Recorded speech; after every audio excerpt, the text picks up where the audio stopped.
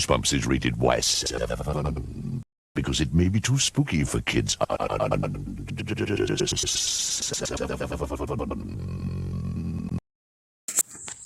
All right.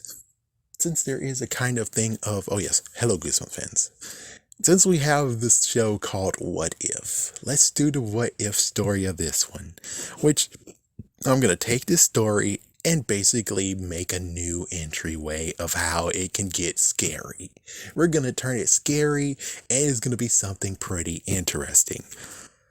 So anyways, if you need a refresher, go watch the other video and then come back when I actually can insert and start doing some interesting, juicy details. So first things first, of course, you have Jack Johnson, you have Wilson Slam, blah, blah, blah. And he runs away from the birthday party and goes to the beach. He finds an abandoned beach house and he finds a flying book. Unbeknownst to him, there was many other books, but he didn't look at those. He only just saw the book that was on the, well, this is a what if, so screw me if it actually is wrong. But the book is on the counter, flying lessons. But there's so many other books that he didn't even touch. And lo and behold, it turns out that there's someone watching him. Apparently, it's a dummy, a ventriloquist dummy, a doll. And she has gold hair. Apparently, this is her freaking place. And for the sake of getting him to freak out and not seeing her, she releases the rats. The rats chase after him. And the rats even try to chase him home. But lucky for him, he actually figured out how to do shortcuts and lose them. But oh my goodness, these rats are very, very crazy. The only messed up part is that one of the rats still followed him. The rat was not going to attack him because he's all alone, but he followed him to his house. There's one thing that you need to know about Goldie. Goldie likes to keep all her things private and secret. Yes, you invaded her house, but the worst part is you took a piece of her stuff. She wants it back.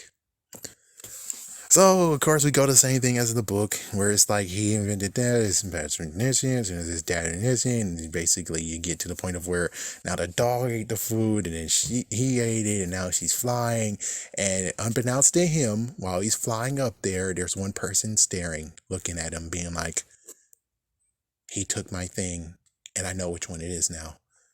Goldie is looking at him, and she's plotting exactly how to take down this guy. But of course, before she actually can do the thing of where I'm going to grab my book back, and I guess enough is enough because, well, she got her book back. She's like, I should get revenge on you, but considering I just want my book back, she grabs it. But sadly, before she can even grab it, guess who took it before him? Before her? Wilson. So now Wilson took it, and now she's even more freaking damn angry at this. Because, well, she was going to get a book, but of course, he snuck and grabbed the book back. So, since the book is now returned, she's able to actually get the book back. But considering those two did kind of do something to the book, which is they took something from the book that shouldn't have been touched. So now she has to freaking do something to him, because guess what? You took something from the book. She kind of wants to keep the books pristine. Who knows whose house that belongs to, but she actually likes to stay at that house, and she is keeping it for the owner when he or she returns. What exactly does the owner has with Goldie? Who knows? Maybe she saved Goldie. Maybe Goldie was all alone, and then all of a sudden this person came to actually help. And this actually will start adding the idea of perhaps Goldie is a house sitter. So when we see Goldie in Diary of a Dummy, lo and behold, she is house sitting for someone else. Again, it's either that or that's of course her house. And she just was house sitting in the early times until, well, she found that house, or until the person did return. And well, in this case, Talk about this would make a good most wanted of, oh frick, Wilson's gonna get fricked over, and oh frick, Jack, you better not fly while this freaking person who owns that house and the books inside of it doesn't actually know that, oh frick, you both can fly and you took my shit. Anyway, so let's see, so fly. So he plans to show it off with against Wilson and Mia. Unbeknownst to both of them, Goldie is still there. Goldie is actually there looking, plotting, figuring out how can she actually get back at these two for doing something that they shouldn't have done. So let's see, and then of course, well, yeah, Jack goes to get Mia to fly too, and the book is gone, aka Goldie took it. Yeah, he believes that it was thrown away by his dad, but Goldie did take it. And then eventually we could actually go to like at night. And he was like, at night, she actually goes to Jack in his bedroom, and she actually says, Jack, oh precious Jack, I've been watching you.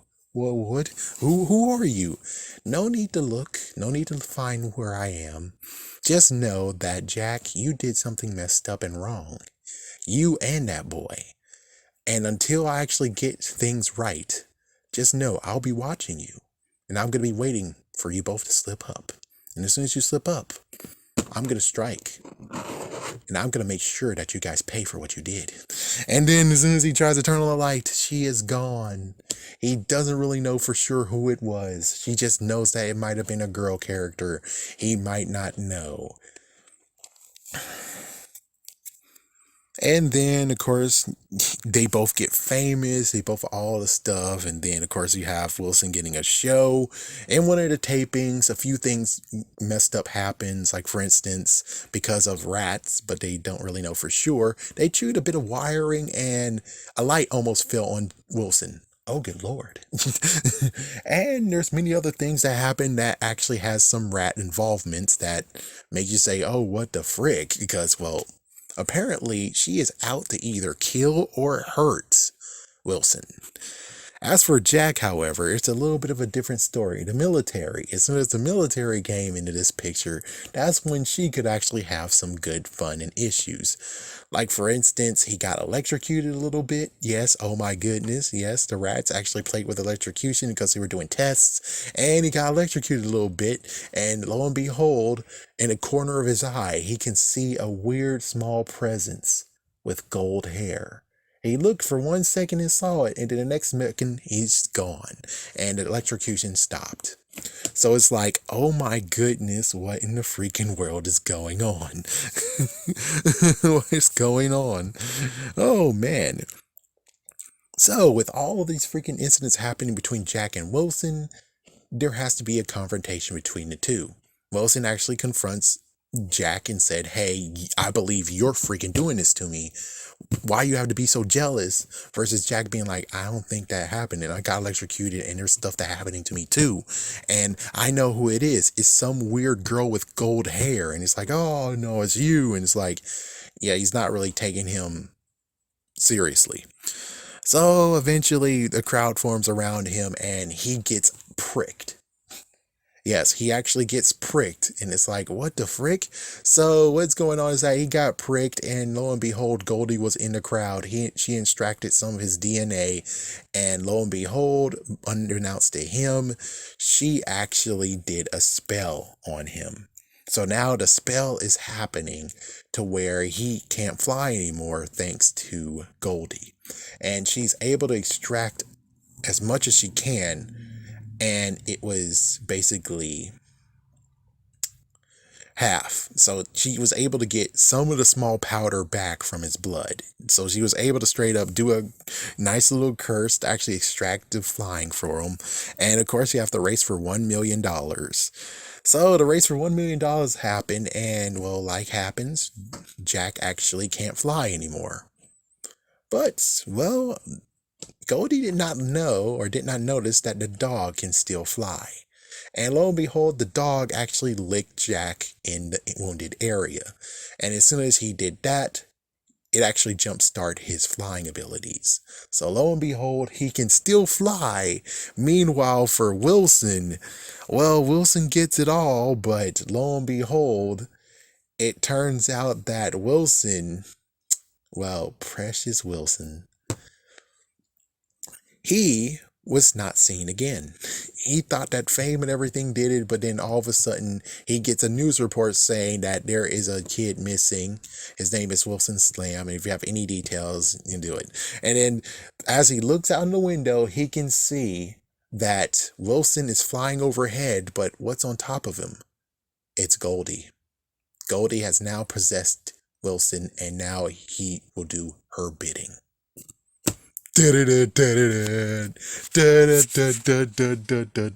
Have a scary day, have a scary night.